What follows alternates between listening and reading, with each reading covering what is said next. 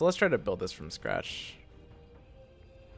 I'm still not sure on the deploy order. Basically, the idea is a flexible aggro deck that has the ability to go for like a one lane game plan, but not the commitments that kind of follows that.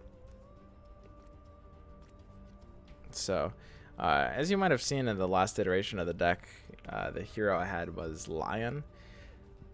There's no way Lion is correct in this deck. Not sure what the second black hero is. Maybe PA. I mean, you don't want to be flopping Drow. Drow might actually just come out as late as 3. Still not sure on the hero deploy order, but let's start building something like this. This could be a pretty powerful deck. It's really interesting. The kind of hypothesis that the way to play tricolor is to kind of make it aggro. Double click the card instead of dragging it. Dude, I did this in Gwent too. I would drag all my cards and everyone would just scream at me. I don't understand that. Dragging cards just feels better, you know? Like there's a feel to it, man. I'm not running Lightning Strike if I am actually splashing blue. What are we running blue for? Isn't it just D portal? Is this it? Is this my 7 blue cards? 3 D portals on a Diabolic Revelation? Seems good. What if it's Strafing Run? Just a combo with Kana Dogs? Does that make sense? Strafing Run does make some sense. So Remisk Blessing feels quite good. Mist of Avernus is already in. Rebel Decoy could actually make a place. Like, this is a pretty legitimate aggro card. Basically 1/8. I don't think we're stars landing here. Thanks for the sub, Duker. I mean, we're just kind of going all in, right? What if I actually run like Arm of the Rebellion? I mean, we're going quite wide, right? Does that make sense? Caught Unprepared? Dude, what if this is the Caught Unprepared deck? Whatever, Strafing Run instead of Tower Barrage. It's nice with Kana because on mana 5 you can curve out a Strafing Run with a Prey on the Weak. Like, in this deck, where you just want to damage things, we're not trying to kill heroes. Like, just being able to curve it for the purposes of kind of what this deck wants to do is actually quite nice here. Could use an Intimidation. Steel Strength is potentially quite good in aggressive decks. Still not sure on the exact direction of this deck. It could be built in a few different ways. Vandal's pretty good. And the ability to kind of deal over the top damage is quite important. We have 3 disciples. Might need grunts. So something along these lines is what I'm thinking. Maybe like 1 Relentless Pursuit. There's a lot of different ways to build like the green package of this list. I think Arm the Rebellion probably can't be good. I've got a lot of black cards that are kind of accomplishing the same thing. Debbie might be better than PA in this deck. So I actually experimented cutting PA for Debbie and aggro. It's not bad. It's not bad at all. Okay. I mean, it's not great, but I don't know. That extra 3 health really just helps PA, though. I think I am going to be wanting to run some more green here. Yeah, I've got 3 cheating deaths. Dude, sign me up. 3 cheating deaths? That's nuts. What am I doing? Isn't that crazy? You guys, what if this cheating death card is actually kind of good?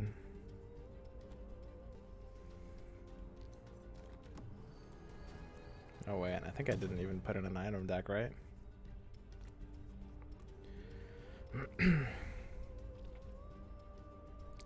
So we're not really killing heroes, and we don't even have Bounty Hunter here. We might not be rich enough to afford Hourglasses.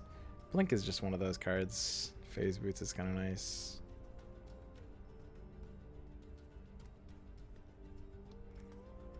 This is like the one deck that runs Short Sword.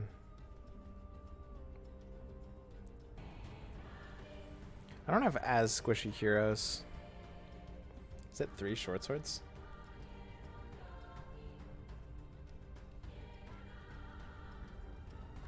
Three Short Swords has to be too much. Hourglass gives me something to actually kind of buy later. This item deck is a little unrefined. I mean, it might just need 3 Blink Daggers. I actually tried running Book of the Dead with this deck as well. Maybe Book of the Dead just does make sense. Let's try it.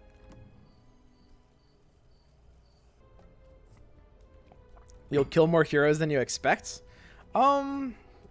That's... So, I will kill heroes, but that's not really the idea. So, when you're deck building, you have to consider like your best case and your worst case scenarios. I think there's going to be a lot of cases where I'm going to be killing heroes, but I don't really want to build my deck around that assumption. It's because in the instances where I'm going to be killing a lot of heroes, I'm already going to be pretty well off, and I'm not going to mind having to buy, you know, like health items and stuff like that. Whereas, you know, when I'm not killing heroes, then I'm going to really want the cheap stuff. So you kind of have to plan for the worst case scenario as opposed to the average case scenario. Did you smash that social media girl from BTS Studios the other day? That was Universe's girlfriend.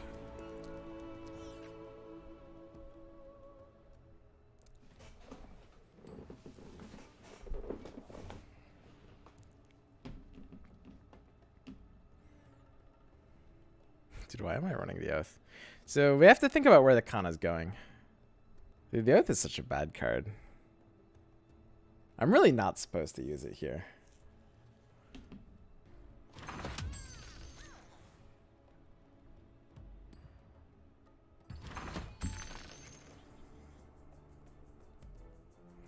Now, I could Oath here. Look at this. Push 4 damage to his face.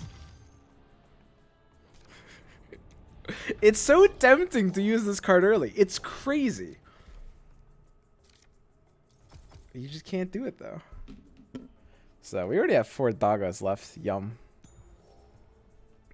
No turn 1 Oath this time. Last game, I used it because... Well, the last time I did it. 2 games ago, I did it because we had a setup where it was much more efficient at, like, killing a hero. I mean, there will be some situations where it's proper to do a turn 1 Oath. It, like, you know... I'm not sure if those were an example of that, but if it's tempting enough, you can do it. Why are you splashing blue in this?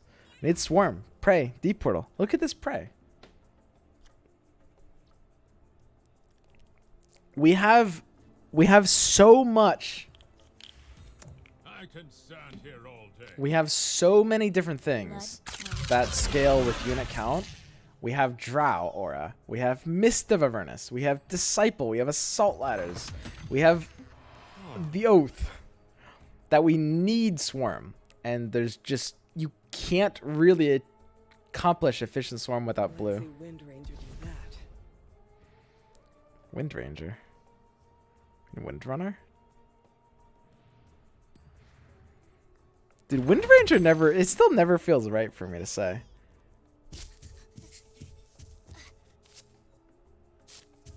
Womp womp. I mean, if he doesn't have Burning Oil, he should just lose, right? Like, I'm just gonna summon more dogs.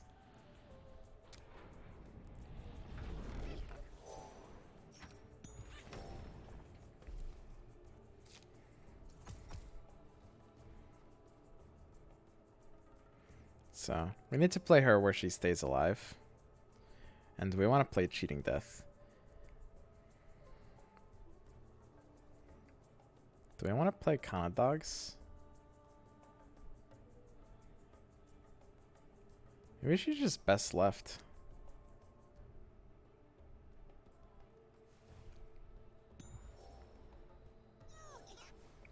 I kind of need my Lycan to die mid already.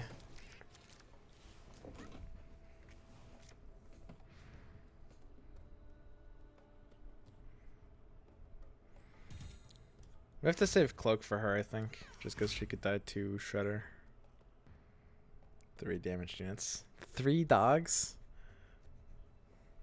It's not a lot of dogs. But a 3 gold item. You might have a Traveler's Cloak. It's more likely a salve. Remaining. I mean, it's 3 more dogs. Dude, like, imagine if we had strafing run here. Actually, imagine it. That's nuts, right? We strafing run into dogs. Like, unironically, I think one strafing run, maybe even two, makes sense in this deck. We don't have, like, Ogre Ignite, and we don't really want the Ogre Ignite. But, like, a one-of strafing run, it's like 2 more dogs. Damages this, damages this. It also kills the cleric, too. Whatever is that worth. So I think we let the Kana die at this point. At this point, this lane is kind of has enough momentum to sort of win itself. And we kind of might need to save the cloak for Drow instead. We want to cloak the Drow and pursuit the Sorla out. We don't need more presence mid. Could just cheat death mid. Cheat death right. Start fighting for right. Oh yeah, I forgot we punched this tower for 12. Huh. I guess we just pushed right. Sweet. I will not lose this battle.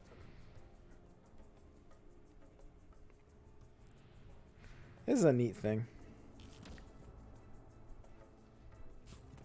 Is that Razor? Dude, when are they adding Razor to this game? There's actually so many heroes that I wonder how they're going to be implemented. It's going to be really exciting. These like first few expansions before they've added like all the heroes. Just like seeing how they get added. Does cheating death stack? It stacks multiplicatively, yeah. If we cared about this lane, we could like cloak our Lycan. Do we care about this lane? Exquisite. He can't stop left. I mean, left even has 80 potential if the Drow stays alive as well. I lead by example. Ooh, this short sword is telling, my friend. So he short swords the Legion here. There's no way you would reasonably do this unless you had Sig on Timbersaw, Whirling Death. You need to kill Drow if you're this guy, basically. That's kind of the only thing that matters to you. If you have Whirling Death, I think you need to use it. Which means, in this case, we might change the way we play for this lane. Do we gust him? I wish I could attack. It's probably better to just play Doggo, right? We have to Doggo. Nah, sometimes Drow dies. Like, sometimes he uses Timbersaw Sig and just zaps her. And then I pass. And then sometimes Cheating Death just doesn't keep her alive. Oh well. Savagery can never beat discipline. The thing is, Sorla's not really doing anything else. Anywhere else.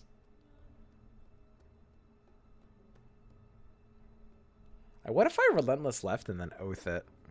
That's actually kind of funny. I mean, it's more than she's doing here, I guess. 15 seconds remaining. There's no reason to take a 50-50. Because I don't actually need to fight for left. He can't defend left. But, I mean, if I Oath it, then sometimes I just, you know, 80 him.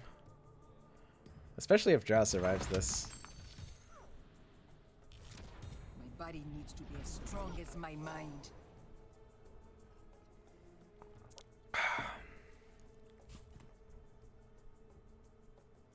Sometimes that just happens. You just hate it when that happens. That's just the worst. 15 seconds remaining.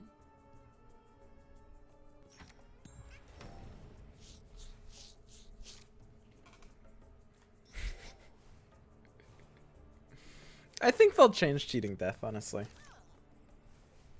They'll probably cave to the community feedback. That's probably like the one thing they'll cave on, though. Dude, this lane is actually so screwed. They already nerfed it once, didn't they? That's true, but it really wasn't that big of a nerf, honestly. Like, not really.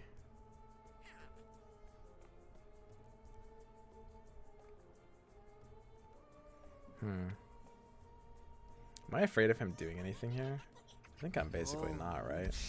Here.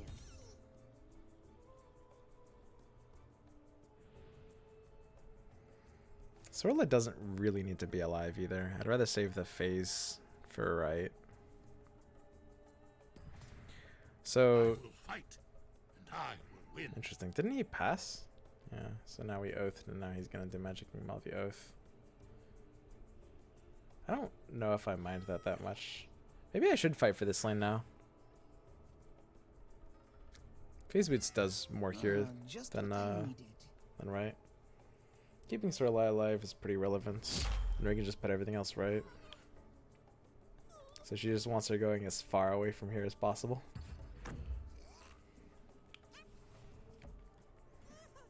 The thing is, so it's public knowledge at this point. People have talked about it. Earlier on in the beta, Cheating Death costed 3 mana. Which sounds kind of ridiculous. So it's like, yeah, they nerfed it once by 2 mana. In reality, like, when you think about it, the difference between 3 and 5 mana doesn't really matter that much with that card. Like, not really as much as it might seem. Because 2 mana, of course, is a, you know, it's a ridiculous nerf to anything. Like, I mean, if a Hearthstone card gets nerfed by 2 mana, it's done. It's out, right? But, like, you look at Cheating Death and it's like, okay, yeah, you can't play turn 1 anymore. But you usually didn't really play it before, like, your Mist of Avernus or your, like, developmental 4 mana creeps anyway. Like, even when it was 3 mana, you would play it around, like, turn 3. Giggling still sees play. Yeah, I mean, that's true. People still play hacks. Okay, there are exceptions, guys.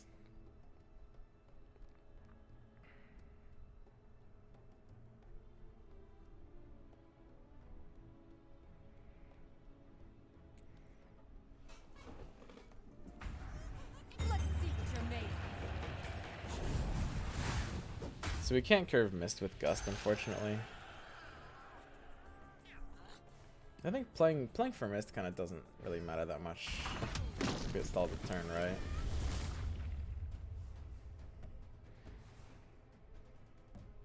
I mean, what's 1 turn? Whereas, like, what if he, like, has smashed the defenses or something? I guess we know already he didn't draw it. You're not useless after all. His win condition might actually be left, funnily enough, because we have Cheating Death here, and his Omni, if his Omni connects with his tower just, like, once, that could actually, like, put this tower in a vulnerable position. Typically, the main idea at this point is we just 80 left, hope he doesn't have Burning Oil, and then just Stonewall, right? We're always going to race him, like, much faster than he can race us here.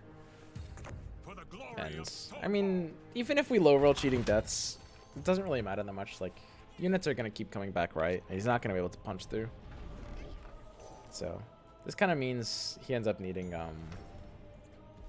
Burning Oil to win, usually. So Lycan goes right to enable Cheating Death. It's a no-brainer in this case. Without any creep spawns left, I think I do have to put something left. We've already unlocked Q here.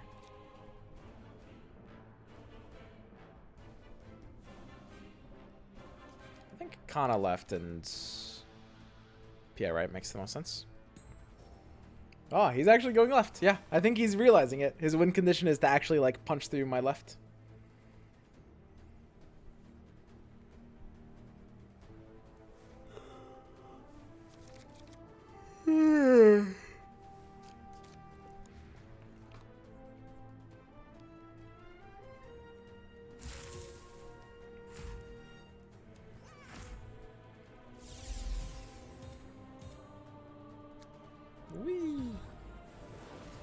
So, Deep Portal Disciple is a very, very good double top deck. I expect a Gusts. Actually, Gusting doesn't really do that much here.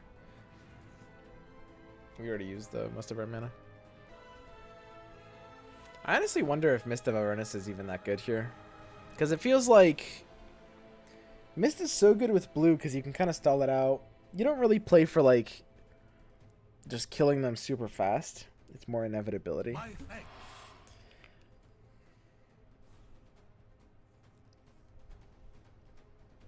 So the pressure is too much on him not to play something, or to play something. I would rather wait until he commits before discipling.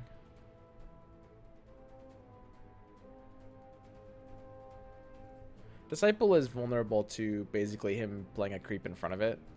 That's typically the answer. And if it's only going to be alive for one turn, which you assume it will be if you play it before he uses his mana, because he'll just play a creep in front of it maybe. In that case, then I might as well just play it later. It also makes me maybe not lose to Burning Oil. Maybe. I'll play it after he uses his mana, I think.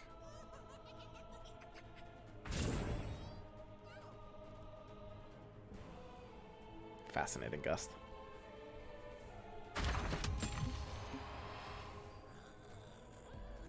I think Draw left wins me the game, right? I just Gust into Disciple. That's enough damage. With Mist, with Disciple and Drow Aura, that should always be enough. My wounds will tear your throats out.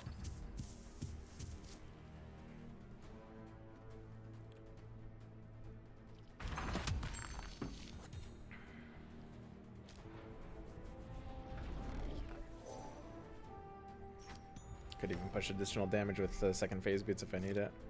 Kind of creep spawns are nice. I think this is it, right? Unless I'm missing something. I mean, the Drow Aura plus the Disciple is a lot. Plus phase. Phase only smacks for an additional bit. Maybe this actually isn't enough. We still have work to do. My aim's true. Disciple's not enough here without Assault Ladders. You can't really do anything in other lanes though, right?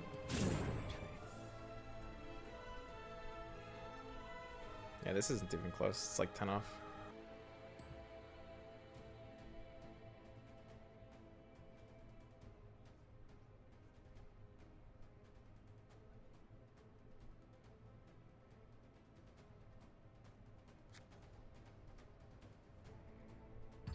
See how your armor grows stronger. You won't deny me victory!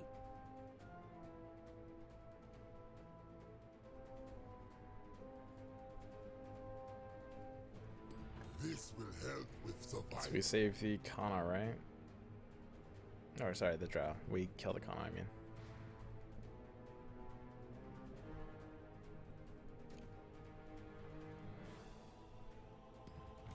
I can use this. There's just nothing he should be able to do on the right side, right?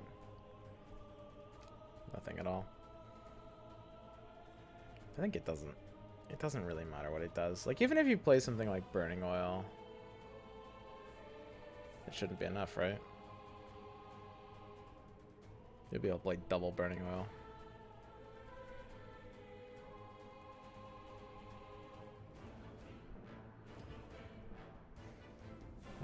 It's an interesting consideration to flop into the Disciple to kill our own Disciple on the combat.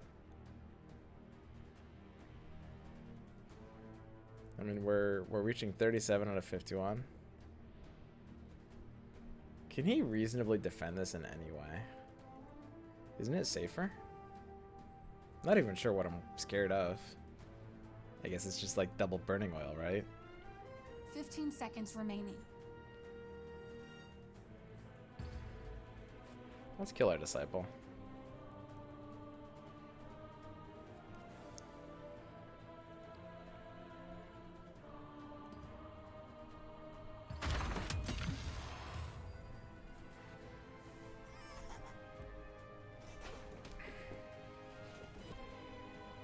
So, what are his options here? He needs to basically time, then double blink these two into the right lane, and then we coup him.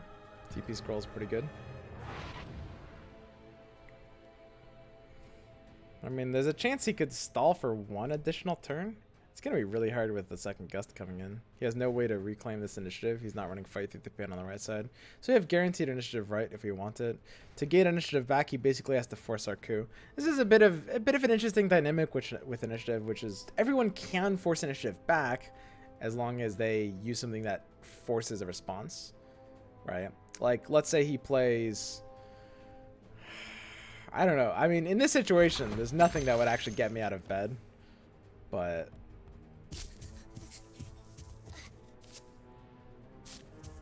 I mean, in a sort of similar situation, he could play like a Red Mist Pillager and kind of force me to deal with it. To steal the initiative back. That never works here.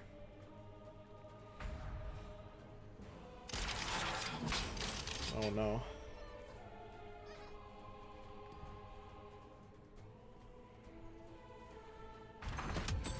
I wonder if 3 cheating death is too much. There might be a 2-of in this deck. They're a little heavy. And there's other cards I do want here.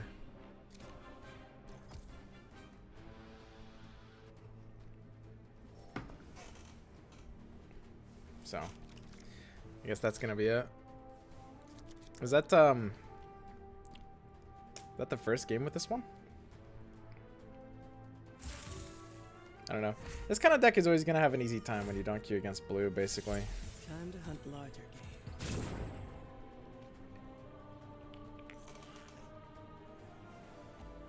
Didn't even have that good of a hand. Our last few top decks were a little awkward.